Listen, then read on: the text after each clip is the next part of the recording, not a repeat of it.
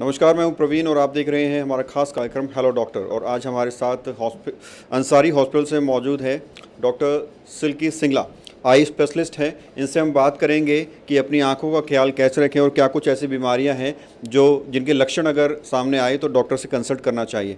Doctor ma'am, बहुत बहुत स्वागत है आपका। Hello, welcome you all.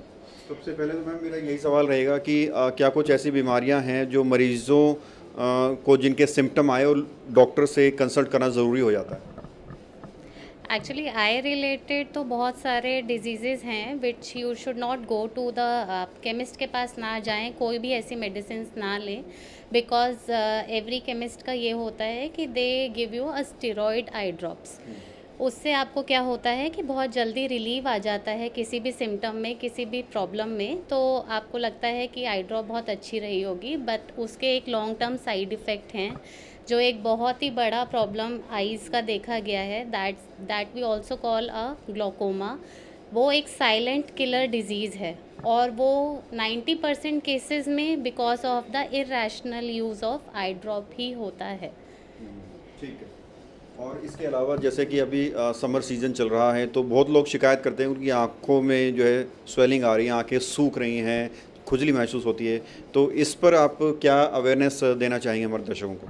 जी, जो समर रिलेटेड आई प्रॉब्लम्स हैं उसमें सबसे कॉमन हमारा है ड्राई आई डिजीज़ेज़। तो ड्राई आई डिजीज़ेज़ जो हमारे ये यूवी लाइट से होता है और समर्स में अभी हीट से बहुत ज़्यादा सब जो कॉमन, बिल्कुल ही कॉमन इशू है। आई वुड से कि 99% केसेस में ऐसा होता है कि ड्राई आई डिजीज़ से हम अपनी रोज़ की ज़िंदगी में लड़ रहे होते हैं, चाहे वो किसी भी कैटेगरी का हो, माइल्ड, मॉडरेट, सीवियर।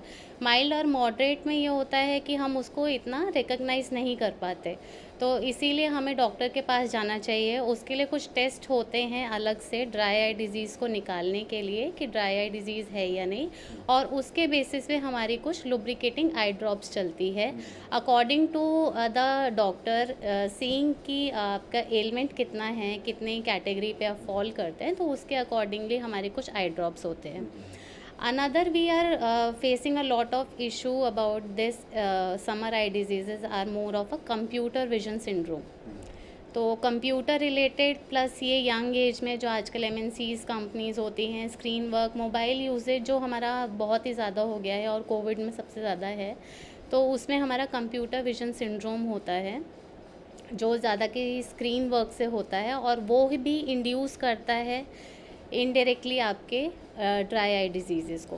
तो this summer heat and computer usage. Ma'am, आजकल देखा गया है कि जो छोटे बच्चे हैं वो ज़्यादा कंप्यूटर यूज़ करते हैं, ज़्यादा टीवी देखते हैं, पढ़ाई पे उनका कम ध्यान रहता है, लेकिन डिजिटल दुनिया में वो ज़्यादा रहते हैं, तो इससे उनको कितना नुकसान हो सकता है और जो पेरेंट्स हैं उनको आप क्या सजेस्ट करना चाहेंगे? उससे एक्चुअली नुकसान बहुत ज़्यादा है, तो पेरेंट्स को तो मैं यही सजेस्ट करूँगी कि मोबाइल और जो स्क्रीन से हमने इंट्रोड्यूस करवाया है बच्चों को, उसके लिए हम ही रिस्पॉन्सिबल हैं।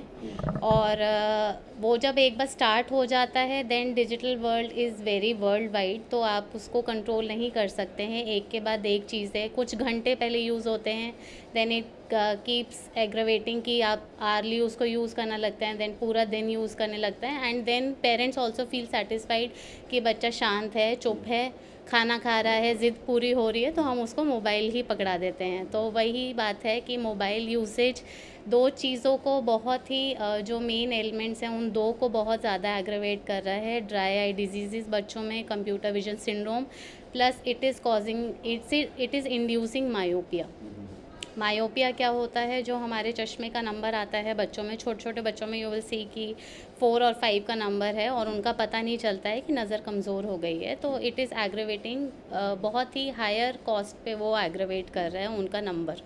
जिस तरह से आपने बताया कि बच्चों को ज़्यादा टीवी से, कंप्यूटर से, गेमिंग वगैरह से दूर रहना चाहिए, लेकिन बच्चे नहीं मानते, फाइनली चश्मा चढ़ जाता है, तो क्या कुछ ऐसे भी चांसेस होते हैं कि चश्मा उतर भी जाए या लाइफ टाइम के लिए पहनना होता है? चश्मा उतरने के चांसेस रहते हैं, बट उसके लिए कुछ प्री रिक्विजिट्स हैं, लाइक एज आपके 18 ईयर्स से अबव होनी चाहिए, स्टेबल नंबर होना चाहिए फॉर 1 ईयर, आपकी कॉर्निया की थिकनेस ठीक होनी चाहिए। तो उसके बेस पे कुछ लेज़र सर्जरीज़ होती हैं हमारी, मोस्ट कॉमनली जो लेसिक, PRKs और फेकिक आयल करेक्शंस होते हैं, उनके बेसिस पे वो होते हैं। बट हाँ, ये है कि precaution is always better than a cure. तो प्रिकॉशनरी हमें वो मोबाइल जो हम चीज़ें अवॉइड कर सकते हैं कुछ अवॉइड, तो वो हमें प्राइमरीली बेसिस पे करनी ही चाहिए। डॉक्टर सिल्की, एक सवाल जो हमारे दर्शक भी जानना चाहते होंगे, आजकल लोग थोड़े फैशनेबल हो गए हैं तो चश्मा हटाकर वो लेंसेज लगाना शुरू कर देते हैं, तो क्या उसके कुछ साइड इफ़ेक्ट भी हैं? कॉन्टैक्ट लेंस जी। चश्मा हटा के कॉन्टैक्ट लेंस के एज सच साइड इफ़ेक्ट्स जो हमारे आते हैं वो सिर्फ यही कॉर्निया पे आते हैं, जिसको हम काली पुतली बोलते हैं। तो वो इन्फेक्शन क्रिएट करता है प्लस हमारे ड्राई आइज़ क्रिएट करता है, तो वो भी कॉर्निया के आपके कर्वेचर को भी इफ़ेक्ट कर सकता है। तो आई ऑलवेज सजेस्ट कि आप पहले अपने डॉक्टर की राय लें, आई स्पेशलिस्ट की, तभी किसी भी प्रोसीजर को अपनाएं और किसी भी प्रोसीजर के आगे बढ़ें। होम रेमेडीज़ फॉलो ना करें, प्लस फार्मेसी इंड्यूस्ड बिल्कुल भी ना करें। डॉक्टर सिल्की, एक और सवाल, लोग अक्सर मोतियाबिंद की शिकायत करते हैं, तो मोतियाबिंद क्या है और क्यों होता है, उसका इलाज क्या है?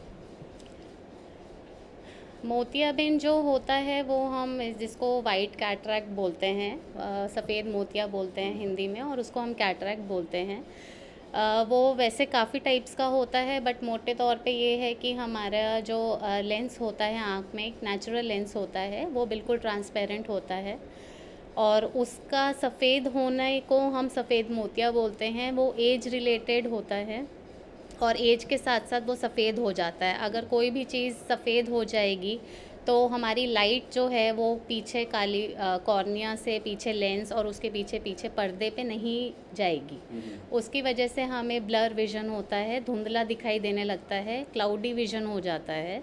और वो अलग अलग टाइप्स के कैटरैक्ट होते हैं, जिसके अलग अलग टाइप्स के हमारी सर्जरी होती है, जो आजकल मिनिमम सब फॉलो करते हैं, दैट इज़ माइक्रोफेको सर्जरी।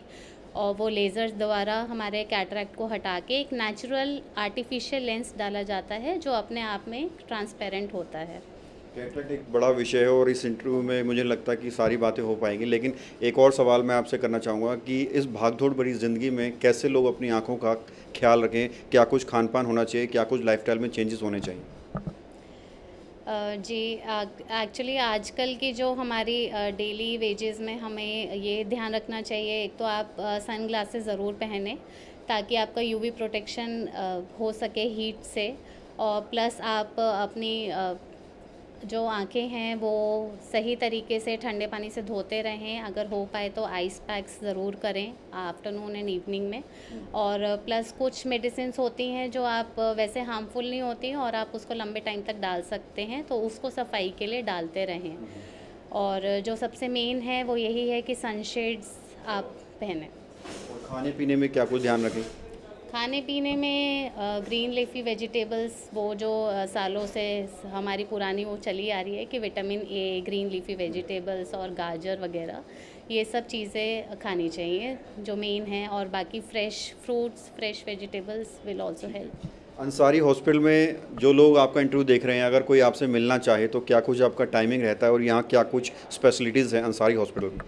हमारे पास यहाँ पे एंटीरियर सेगमेंट की सारी स्पेशलिटीज़ हैं, इंक्लूडिंग कैटरैक्ट, ग्लोकोमा सर्विसेज। तो वो सारे हमारे जो नॉर्मल चेकअप है, मेरे टाइमिंग्स क्या हैं, 6 डेज़ अ वीक रहते हैं, मंडे टू सैटरडे 10 to 3। आप हॉस्पिटल पे कांटेक्ट कर सकते हैं और 10 to 3 आप मेरे से मिल सकते हैं for full eye checkup, retina and all सारे चेकअप्स होते हैं। और जो सर्जरीज़ हम इंक्लूड करते हैं वो लेसिक है, लेसिक में कॉर्निया करेक्शंस होते हैं, लेज़र विजन करेक्शंस, और कैटरैक्ट सर्विसेज हमारे हॉस्पिटल में अवेलेबल हैं, प्लस ग्लोकोमा सर्विसेज भी अवेलेबल हैं। अपना प्रीशियस टाइम देने के लिए बहुत बहुत शुक्रिया। Thank you. तो ये थे मेरे साथ डॉक्टर सिल्की, जिन्होंने आँखों संबंधित बीमारियों के बारे में हमसे बातचीत की। और अगर आपको कोई प्रश्न है जो हम नहीं पूछ पाए तो आप कमेंट में लिखिएगा, अगली बार जब इनसे मिलेंगे तो आपका प्रश्न ज़रूर पूछेंगे। बहरहाल कैमरा जर्नलिस्ट संदीप के साथ प्रवीण, इंडिया टाइम 24 न्यूज़। खबरों से खबरदार रहने के लिए चैनल को सब्सक्राइब करें और प्रेस करें बेल आइकन।